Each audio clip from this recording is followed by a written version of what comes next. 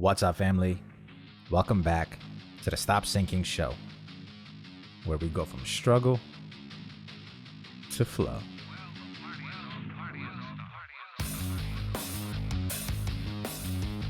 At any given time, any moment you pick that you are living through, there will be simultaneous and contrasting feelings.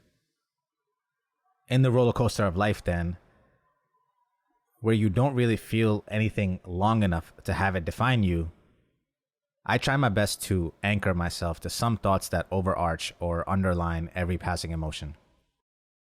I'm going to share one of those with you, and I invite you to try this as a form of solace when the going gets tough. I also wanted to say this for my own sake. If for any reason the struggle to flow ratio is off, and I seem to be more struggle than flow, anytime the striving to gratitude and appreciation ratio gets off balanced, I want to remind myself and propose that you remember one thing that is undeniable. And that is that I wouldn't trade this for anything.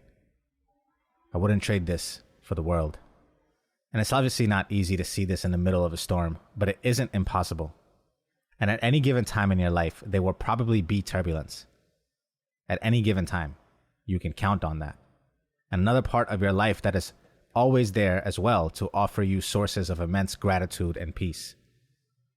We don't get to parse good things away from the bad things. There's no good or bad. Even those terms are desirable or undesirable boundaries drawn by our own cling to some idea, some comfort. Everything just is in perfect order. And so much of it is the beauty that becomes of you.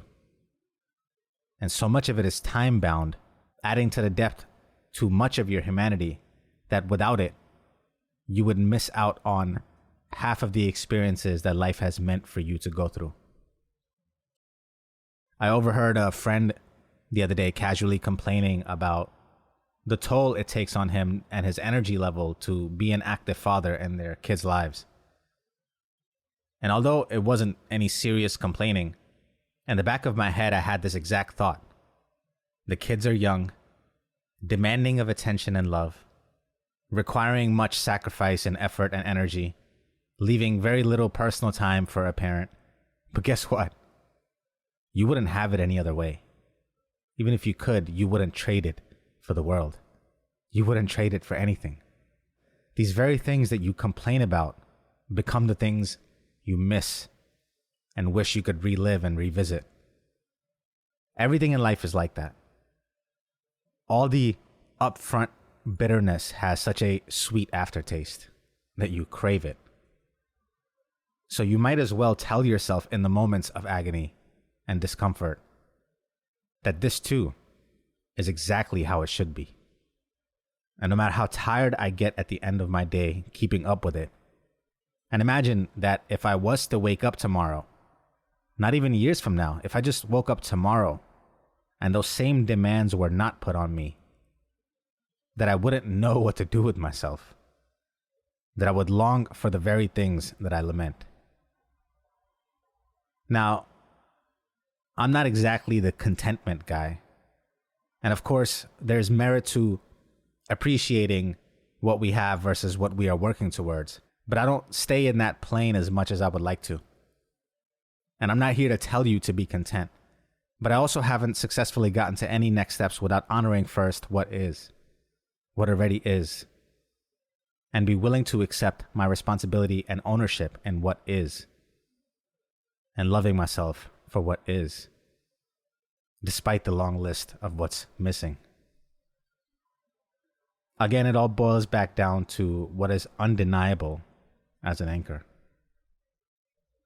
And although there is a constant siege in my mind over what is yet to be done, what keeps me from drowning is this passing but very potent thought that I wouldn't trade this away. Because if I did trade it away, it would mean that I lose all of it, the good with the bad. And even in the worst of days, worst of seasons, there's still so much good and so much to feel blessed for. So much that makes me who I am. None of it worth trading away. I know what we would like, to pick and choose what we would trade, to pick out the bad parts and keep the good. And who wouldn't like that, I guess? But I read this quote the other day that said, but once you are the flower, you are subject to it all. The rain, the wind, the snow. If you want the rainbow, you got to put up with the rain. You are fully exposed in your blossoming. We don't get to shelter or hide or protect or trade certain parts while letting the other parts of us thrive.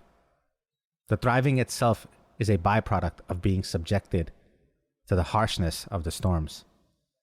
But we begrudgingly accept the beating that builds our beauty, because while in it, we can't see where it's leading. And that's the place where we are called to walk by faith and less by sight. And I constantly forget this while the present moment loads me with its angst. But there has been very few trying times in my life that I did not look back to as the sweetest. We are all born a blank canvas. What we discover as time goes on is that we are artists. We take calamities, chaos, catastrophe, and turn it into art.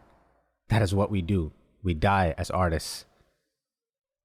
Every one of your experiences, especially the painful ones, the difficult ones, every one of them add so much color and vibrance that without them you would be dull and lifeless, bland and tasteless.